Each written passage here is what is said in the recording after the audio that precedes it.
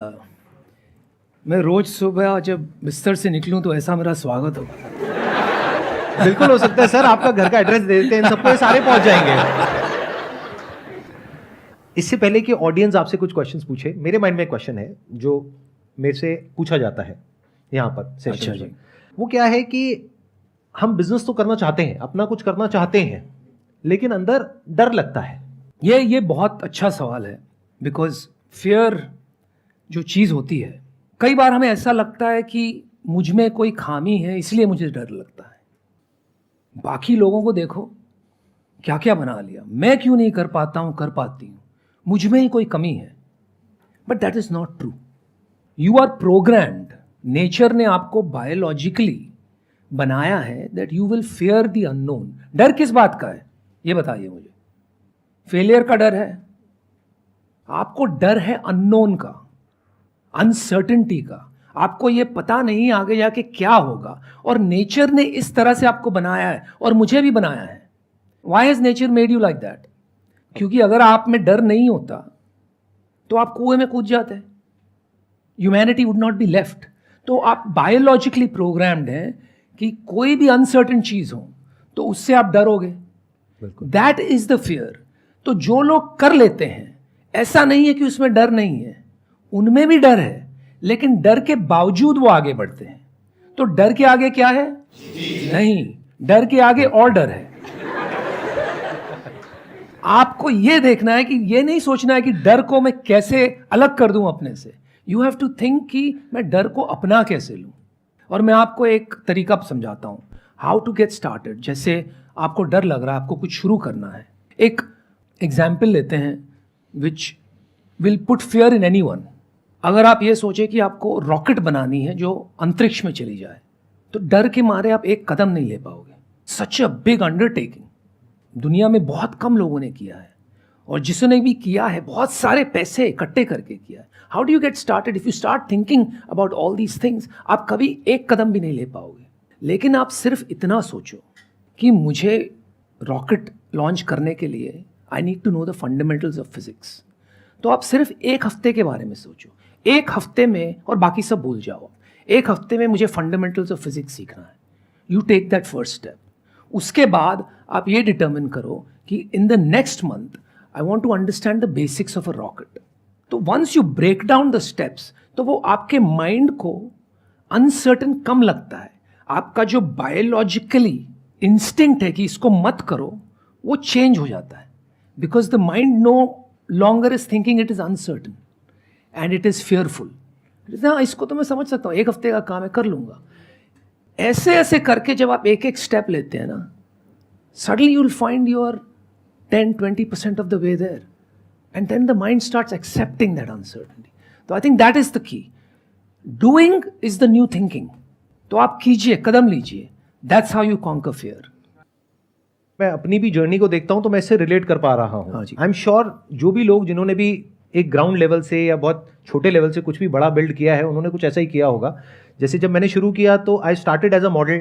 हाँ जी। उसमें मैं फेल हो गया, लेकिन मॉडलिंग में मैंने क्या देखा कि जो फोटोग्राफी है उसमें मुझे बहुत इंटरेस्ट आया। तो मैंने फोटोग्राफी का एक छोटा सा 2 हफ्ते का कोर्स कर लिया। तो जैसे ही वो किया तो मेरे अंदर कॉन्फिडेंस आ गया, बिल्कुल, कि अब मुझे कुछ तो पता है ना थियोरेटिकली। फिर मैंने फोटोग्राफी करनी शुरू करी। गली के कुत्तों को भी नहीं छोड़ा, वो बात अलग है, लेकिन किसी को नहीं छोड़ा, आसपास में पकड़ के फ्री में ही फोटो खींची। अब मैं ये सोचता कि कोई मुझे पैसे देगा तब मैं फोटो खींचूंगा, हाँ तो जी, फिर अटक जाता। तो मैं फोटो खींचता रहा। तो धीरे धीरे करते करते one step at a time आगे से आगे रास्ते निकलते चले गए। तो आप में कोई कमी नहीं है। मैं सिर्फ, आप जरा टेक्निकली सोचिए, you are just overriding your biological natural makeup by taking this approach. हम क्या करते हैं जिंदगी में? हम ये सोचते हैं कि मेरा जीवन संघर्ष है, और अगर ये एक काम हो जाए, ये नौकरी मिल जाए, ये छोकरी मिल जाए, हाँ, ये बिजनेस स्टार्ट कर लूं, तो जिंदगी कमाल है। I hate to disappoint you, but जीवन हमेशा ही संघर्ष है। आपको ये बेनिफिट है आज की तारीख में। हमें तो वो बेनिफिट नहीं थी। हमारे टाइम पे हम ये नहीं सोचते थे कि हमें क्यों कुछ करना है। हम ये सोचते थे यार क्या अपॉर्चुनिटी है, क्या मिल जाए, कुछ कर लें। Today you are fortunate to have the opportunity to think and be deliberate कि क्या करना है।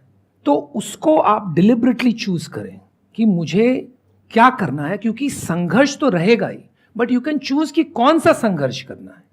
अगर आप बिजनेस करोगे तो संघर्ष ये रहेगा कि भाई बिल्स कैसे चुकाएं, एम्प्लॉयज़ की सैलरीज कैसे दें। आप जॉब करोगे तो मैनेजर को इम्प्रेस करने का संघर्ष। आप शादी करोगे तो एक दूसरे में बनी रहे बात, उसका संघर्ष। संघर्ष रहेगा, लेकिन अगर आप संघर्ष को अपना लो तो वो थोड़ा जॉयफुल बन जाता है, तो वो थोड़ा ईजी हो जाता है, right. And you get to choose your struggle, that is the power of life, not that you get to override struggle. If you look at a very small child, वो भी हर चीज में संघर्ष करता है। वो चलने में संघर्ष करता है, थोड़ा बड़ा होता है बोलने में संघर्ष करता है, फिर खिलौने खेलने में संघर्ष करता है, लेकिन वो उसमें मजाक देखता है, उसमें he is enjoying himself, he is enjoying the process of the struggle, और साथ साथ में वो सीख रहा है और आगे बढ़ रहा है। अगर वो संघर्ष को ना अपनाए और वो फ्रस्ट्रेट होने लगेगा तो वो कभी चल नहीं पाएगा। नहीं सर, उसके पीछे एक और भी रीजन है ना, अभी फ्रस्ट्रेशन नाम का कॉन्सेप्ट ही उसके माइंड में नहीं है, क्योंकि अभी लोगों ने उसको ये बताया ही नहीं है कि चलना सीखना कितना मुश्किल होता है। तो उसके माइंड में कॉन्सेप्ट नहीं है। अगर कोई प्लांट कर दे उस बच्चे के माइंड में, अरे चलना तो बहुत मुश्किल है, तेरे बस का नहीं है, तो हो सकता है वो बैठ ही जाएगा। तो बिल्कुल सही बात, exactly the point I am trying to make, कि जो पेन आप एक्सपीरियंस करते हैं ना, जिसको स्ट्रगल हम बोलते हैं, वो कंडीशनिंग है। अगर वो कंडीशनिंग ले जाए कोई, अगर आप if you can override that, तब आप कोई जब नया कुछ करते हो ना, then you will see it as a game. बच्चा गेम की तरह देखता है उसको, तभी वो स्ट्रगल नहीं करता, मैं करता है स्ट्रगल, हाँ, बट उसको मेंटल एगनी नहीं होती है, राइट। तो कंडीशनिंग के कारण कि आपको आना चाहिए, ये क्यों नहीं आता है, तब आपको लगता है अरे मुझ में कुछ कमी है। अगर उसको आप गिव अप कर दें और बच्चे की तरह एक गेम खेलें, then life is bliss even through your struggles.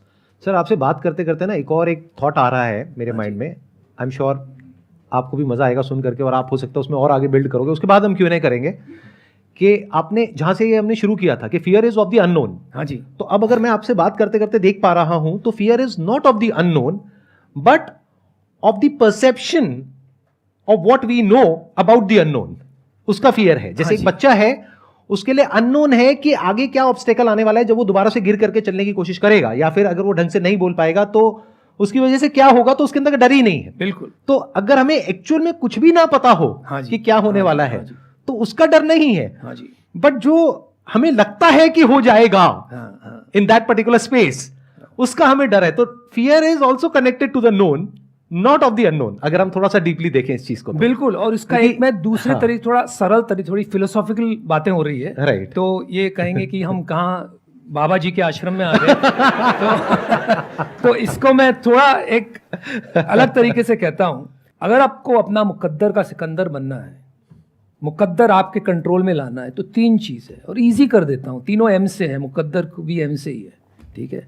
मासूमियत, मेहनत और मकसद। और ये बात आ गई मासूमियत, जो आप बात कह रहे थे। Right. जब मासूमियत होती है ना, तब पता ही नहीं रहता है भाई इसमें क्या, तब शुरू हो जाओ हाँ, कि मासूमियत है। If you are totally ignorant, if you are naive and hungry, हाँ, right. जब मेहनत और मकसद है और भूख है, हाँ. और आप नाइव हो, तो आपको डर नहीं है, क्योंकि वहां पे क्यूरोसिटी है। बिल्कुल बिल्कुल। वहीं पे क्यूरोसिटी की जगह है ना। अगर पहले से पता है तो क्यूरोसिटी नहीं है। तो लोगों के साथ प्रॉब्लम क्या होती है कि वो पहले ही अज्यूम कर लेते हैं कि बिजनेस करना मुश्किल है बिकॉज ऑफ दीज रीजंस। हो सकता है वो आसान हो, एक बार उनको समझ आ जाए तो, बट वो समझने की कोशिश ही नहीं करते बिकॉज ऑफ द नोन, जो उनके दिमाग में कॉन्सेप्ट्स बैठे हुए हैं। तो if they can be free from the pre conceive notions, ideas, beliefs, concepts, जो भी हम लोगों के माइंड में भरे गए हैं बचपन से, या जो भी हमने देखा है उसके बेस पे भर गया है, अगर हम उसको क्वेश्चन कर सकें, उससे फ्री हो जाए और फिर fearlessly one step at a time ले सके, तो आई एम श्योर इस फियर को ओवरकम किया जा सकता है। मैं ये पूछना चाहता हूँ sir, how much power do you feel being an entrepreneur और businessman as comparison to a civil servant? मैं तो सिविल सर्वेंट कभी रहा ही नहीं भाई, मेरे को क्या पता। नहीं sir, how much power do you feel being an entrepreneur?